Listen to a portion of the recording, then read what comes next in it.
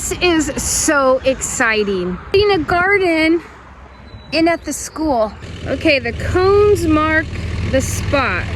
I have it mapped out 60 by 60 because I want a 50 by 50 planting area. And here comes the rototiller. It's 50 by 50. I'm actually having him rototill a 60 by 60 spot, but that's because I want it to end up being 50 by 50. And the very edges are never rototilled quite as well as the rest of it.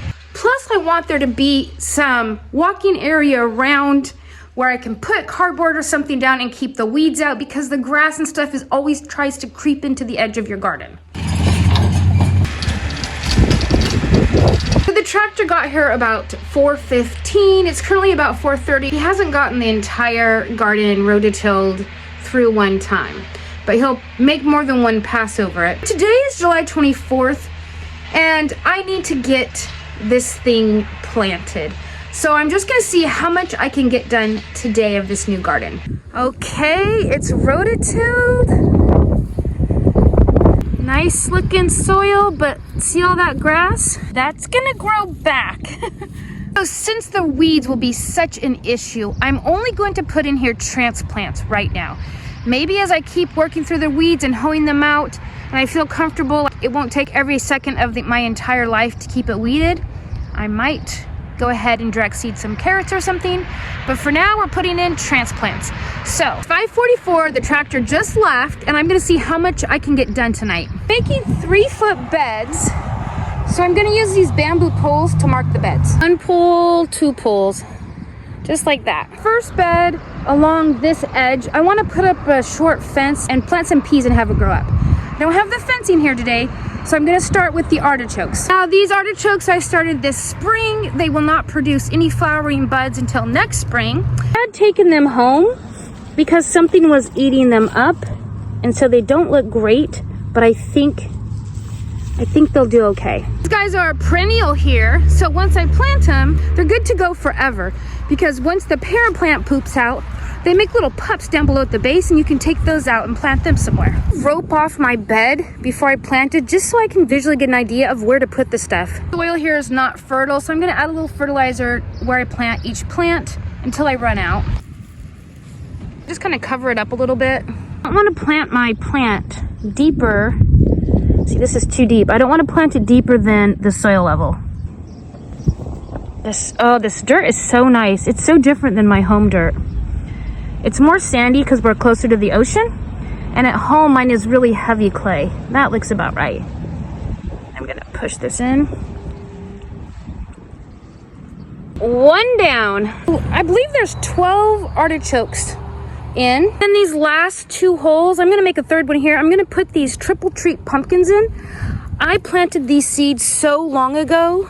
I'm curious to see how root bound they look. Actually, not as bad as I expected. I was pinching off the yellower leaves, and I did damage the stem. I know better, I know to use clippers. Okay, this first bed is planted for now.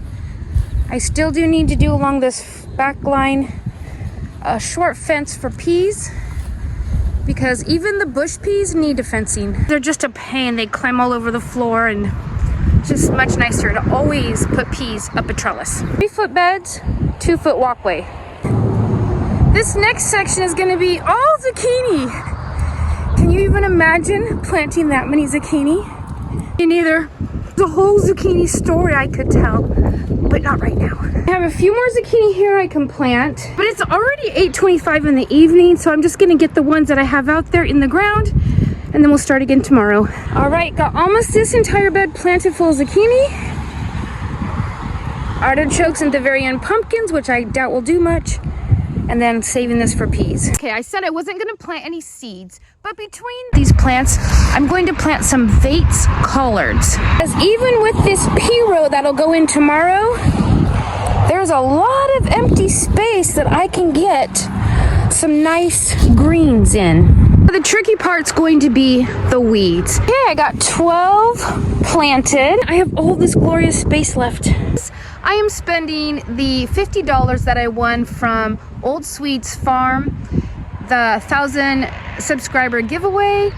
They sent a $50 gift card as the gift, which is so generous. I have spent it for this garden. Let me show you what I bought. I did not have any fencing for out here. So I got a 50-foot roll of 3-foot fencing, 8 4-foot T-posts, and zip ties. This investment on fencing materials is going to make it possible to grow hundreds and hundreds of plants, probably even thousands of plants throughout the years. So thank you again, Old Sweets Farm. Your money has been put to great use. Or at least I think so. I'm gonna place the post about every 6 1/4 feet.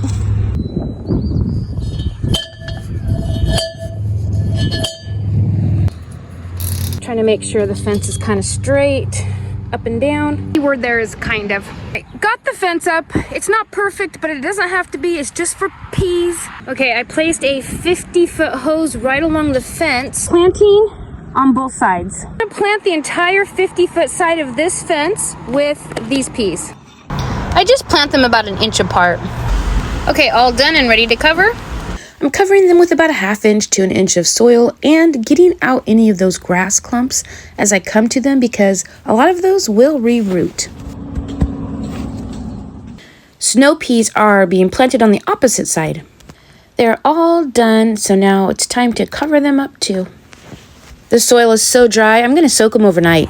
I had said I wasn't going to plant any seed in this garden, but I changed my mind. I'm only gonna plant large seeds.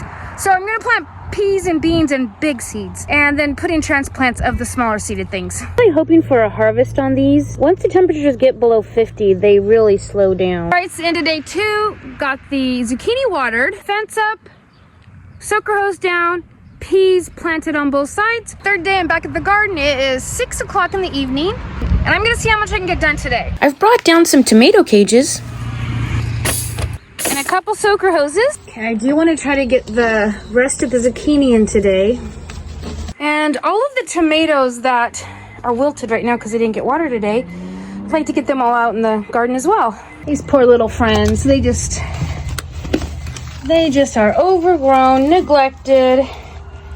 I actually feel like I'm sending them to their deathbed by planting them out here. It's warmer at my house and they struggle. Like, I need to have a hoop house to get very many tomatoes. In town here, it's a lot more fog and stuff, and it's a little cooler. I'm trying to think of what I can do to help them out. It's pretty windy, so I don't want to just put cattle panels and plastic because I think it'll just get torn to pieces. I'm not sure what I'm gonna do about that yet, but I would really love to have tomatoes. I've got 26 tomato plants. The rows are about 50 feet. I'm gonna just place them 2 feet apart. I know that's a little close, but I just want to do 1 row of them. So I dug my tomato holes first. I seem to be more efficient when I just do one thing at a time.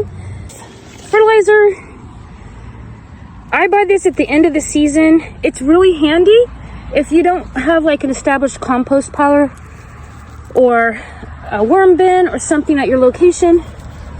Goes the furthest if you make fertilizer tea. Just put some in a soak it in a water bucket, and then the good stuff leaches into the water. It really smells horrible, but it works well. I'll put the last of the zucchinis in on the very edge of that same little 3-foot bed. I'm putting these pretty close together, just 2 feet apart, because I have a lot of them. And I do think some of them are going to get chomped by gophers pretty promptly. I've already found a couple holes. One there. One there. So I am expecting to come one of these days and just see wilted plants that never survive. But I've got enough. This 1 row has 50 plants. My hope is that the kids at school and we use about 50% of the produce at most, and then the rest of it goes to friends and family, community, whoever could use it. It's 7 o'clock, I've got to get home. I did not get all of the tomatoes in. Hopefully I can come back tomorrow and do some more. This little one, I'm not sure she's gonna make it. Pretty droopy. Most of them I think will perk up really well. But I did finish the zucchini. It's definitely taking longer than I anticipated to get this done. All right, it's day 4. It's about 10:30 in the morning. I'm gonna get these tomato plants in first. There we go. These are the ones I got in last night. They're actually looking better than they did last night, so that's good. Not quite as droopy. That one has some parts I'm gonna have to get rid of. I just cracked the main stem of this tomato. You can see where it had little root nodules trying to root along the ground somewhere, but I'm just gonna let it go and see if it makes it. And I have a helper here today. How are you helping there? Good. Good? This one's was sweet. Yeah. We did get most of the tomatoes in, but that tomato hole is gonna be nice and wet for them, huh? It'll be well saturated for the tomatoes. So I spent a couple hours down here. It's the end of day 4. I got the tomatoes finished and the rest of the zucchini in, and that is all. So it is day 5, and I'm trying to figure out how I want to manage this dirt. It's super, super dry.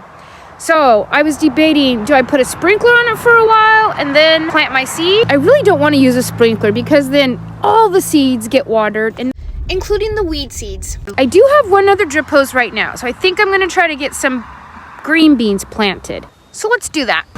So I went ahead and put a soaker hose down the length of this row. I'm making a small trough on each side of it, and I'm going to put green beans on either side. Let's plant the green beans pretty close. Oops, not that close.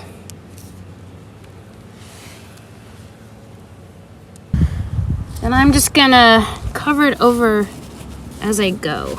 And that's all I'm gonna get done tonight because I don't have any more soaker hoses. And I certainly cannot plant in this dirt and expect things to grow when it is dry, dry, dry, dry. Now, a couple of my rows I'm not gonna actually plant until September. I'm gonna put in onions and the leeks and things like that in the beginning of September, and then I'm gonna put the garlic in towards the middle end of September.